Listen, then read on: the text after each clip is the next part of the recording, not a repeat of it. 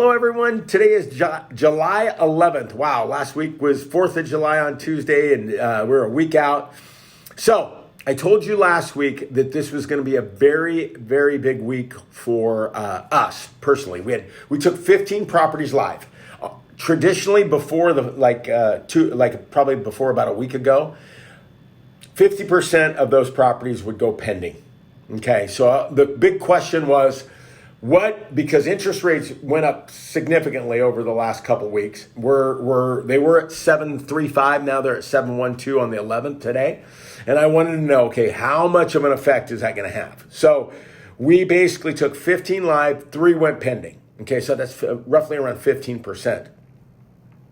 So that tells you it is affecting the market. Okay, now those 3 properties, okay, here's the characteristics. We had one in the luxury price point, one at $650, and I think one around $575. All 3 had multiple offers. What was the key? They were priced like they were probably the best priced properties and in the best condition. They all got over asking, and they all had multiple offers.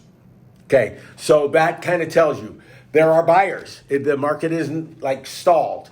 Okay, some people, it's a crash. No, supply, the same thing. Look, the data that we provided, look at the numbers. New inventory levels are down. Solds are down, but pendings are still pretty good. That is going to, historically, we got about 2 more weeks of peak selling season and things start to slow down. So will things slow down? In my opinion, looking at the data, they already started to slow down with interest rates being this high.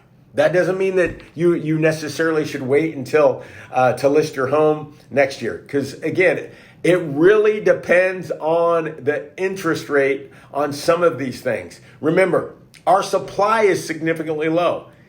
And homes are still selling. So you got to measure that. If a property's been sitting on the market a long time, unless it's unique, okay? But if it's a cookie cutter property in a neighborhood, if you don't have an offer in 30 days, you need to do some adjustment. I think we sold 4 properties this week had been sitting on the market, and guess what? 3 out of the 4 had price adjustments. So, key 2 things you got to look this week: the CPI report's coming out tomorrow on Wednesday, and Friday job numbers. Okay.